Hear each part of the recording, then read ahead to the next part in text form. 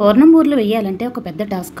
అది బాగా రావాలంటే కొలతలతో సహా అన్నీ క్లియర్‌గా ఉండాలి. అది ఎలాగా? పూర్ణం బూరెలు వేయాలంటే చూడండి, పై తోపన్నది దళసరిగా వస్తుంది.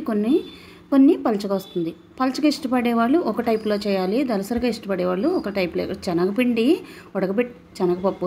శనగపప్పు బాగా ఉడకబెట్టేసాం కదా! అది మెత్తగా అయిన తర్వాత ఒక గ్లాసు శనగపప్పుకి ఒక గ్లాసు బెల్లం వేస్తే కరెక్ట్‌గా సరిపోతుంది పూర్ణం బూరెలకి. మీరు ఏదైనా బొబ్బట్లు వేసుకోవాలంటే కొంచెం స్వీట్ అనేది ఎక్కువ వేసుకోవాలి. చూడండి, వాటర్ అంతా తీసేయాలన్నమాట. ఇందులో పప్పులో వాటర్ అంతా తీసేస్తే అప్పుడు మనం బెల్లం యాడ్ చేసేటప్పుడు మనకి తొందరగా పూర్ణం రెడీ అయిపోతుంది. ఇక్కడ చూడండి, ఈ పప్పు గుత్తు పెట్టుకొని బాగా మెత్తగా స్మాష్ చేసేయాలి. చేసిన తర్వాత ఇలా ఎందుకు చేయాలి అనుకోవచ్చు, మిక్సీలో వేసేయచ్చు కదా అనుకోవచ్చు. మిక్సీలో అంటే కొంచెం టైం పడుతుంది మనకి. అందుకు పప్పు గుత్తు తీసుకుని ఇలా చేసేస్తే చాలా సింపుల్గా అయిపోతుంది. ఈ శనగపప్పు ఉడకబెట్టిన వాటర్ అస్సలు బయట పాడేయకండి, అది పప్పుచారుగా కూడా చాలా బాగుంటుంది. ఓకేనా? ఇప్పుడు మనం పప్పు గుత్తు పెట్టుకొని మెత్తగా స్మాష్ చేసేసుకున్నాం కదా. ఇప్పుడు స్టవ్ మీద పెట్టి ఇప్పుడు కొలత పెట్టుకోవాలన్నమాట. చెప్పాను కదా, ఒక గ్లాసు పప్పుకి ఒక గ్లాసు బెల్లం. కొంచెం స్వీట్ ఎక్కువ తినేవాళ్ళు 1 table spoon 2 table spoons extra వేసుకోండి. ఇప్పుడు నెయ్యి కొంచెం యాడ్ చేస్తున్నాను, బాగుంటుంది టేస్ట్కి. ఇప్పుడు ఇవన్నీ యాడ్ చేసిన తర్వాత స్టవ్ మీద పెట్టేసుకున్నాం. స్టవ్ మీద పెట్టుకున్న తర్వాత దానికి మరి స్మెల్ కావాలి కదా, అంటే మనకి ఆ ఫ్లేవర్ తెలియాలి కదా. మంచి అరోమా రావాలంటే యాలకుల పొడి అనేది కంపల్సరీ యాడ్ చేసుకోవాలి. వేసిన తర్వాత బాగా కలిపేసుకున్నాం.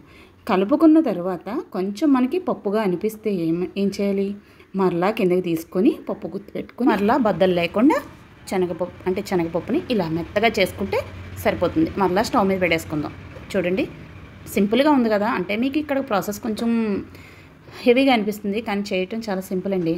అయిపోయిన తర్వాత స్టవ్ మీద పెట్టేసుకున్నాం కదా. స్టవ్ మీద పెట్టుకున్న తర్వాత కొంచెం దగ్గరికి వచ్చేంత వరకు మనం వెయిట్ చేయాలి. దాన్ని అలా వదిలేసి వెళ్ళిపోతే కింద మాడిపెట్టేస్తే దాని టేస్ట్ అంతా మారిపోతుంది.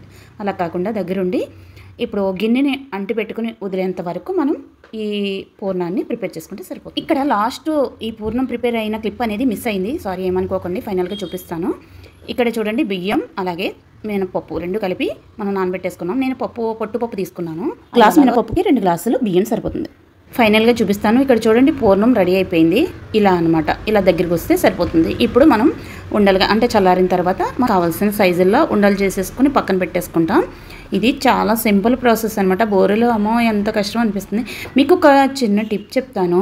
ఇప్పుడు మీకు బియ్యం అలాగే మినపప్పు నానబెట్టే విధానం చూపించాను కదా, అది మాత్రం మిక్సీలో అస్సలు కొట్టకండి. ఎందుకంటే మిక్సీలో వేసిన బూరెలు కొంచెం గట్టి వస్తున్నాయి. అలా కాకుండా మీకు కొంచెం ఓపిక చేసుకొని గ్రైండర్లో మాత్రం ఆడుకోండి. బూరెలు మాత్రం చాలా పర్ఫెక్ట్గా వస్తాయి. ఇక్కడ ఆడిన తర్వాత ఒక పావు గంట పక్కన పెట్టేయండి, బాగా ఉబ్బుగా వస్తుంది అనమాట. అప్పుడు బూరె చాలా చక్కగా వస్తుంది. చూడండి, ఇవన్నీ ఉండలు చేసేసుకున్నాం కదా. ఒక్కొక్క ఉండ తీసుకొని ఇక్కడ బూరెల పిండి అంటే మినపిండి రెడీ చేసుకున్నాం కదా, బియ్యం అలాగే మినపప్పు పిండి కింద ప్రిపేర్ చేసుకున్నాం కదా, అది వేసేసి బూరెలు ఎలా వేయాలో చూపిస్తాను. చాలా బాగా వచ్చినాయి, చాలా సాఫ్ట్గా వచ్చినాయి. చెప్పాను కదా, మిక్సీలో మాత్రం ఈ పిండి ఆడకండి. ఎందుకంటే నేను ఆడి గంట ఫ్రిడ్జ్లో పెట్టేటప్పటికి బూరెలన్నీ గట్టిగా వచ్చేసినాయి. అలా కాకుండా మనం గ్రైండర్లో ఆడుకుంటే ఎప్పుడు మనం ఫ్రిడ్జ్లో పెట్టుకున్నా సాఫ్ట్గా ఉంటుంది బూరు.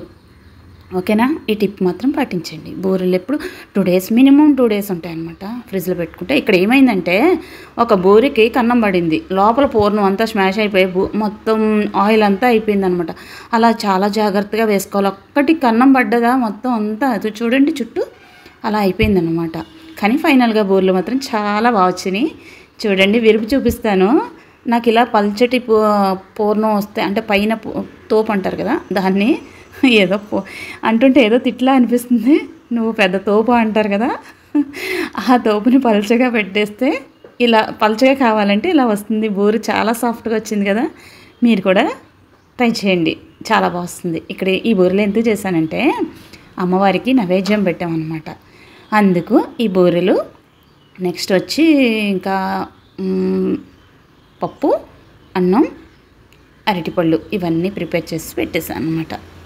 ఓకే, ఈ వీడియో మీకు ఎలా అనిపించింది? బూరెల్లో మీకు క్లారిటీ వచ్చింది అనుకుంటా. ఇందులో 2 రకాల బూరెలు ఉంటాయి. ఒకటొచ్చి మనం బియ్యం పిండితో చేస్తాం, ఒకటొచ్చి బియ్యంతో చేస్తాం. మీకు ఈ వీడియో ఎలా అనిపించిందో తెలియాలంటే మరి నాకు కామెంట్ చేయాలి కదా. కామెంట్ చేయండి. వీడియో నచ్చితే లైక్ చేయండి. ఇలాంటి వీడియోస్ మరి ఎన్నో వస్తుంటాయి. మీకు ఒక క్లారిటీ వస్తుంది. అలాగే మిగిలిన వీడియోస్ అన్నీ చూస్తూ ఉండండి. మా ఛానల్ని ఫాలో అవుతుంది. Thank you.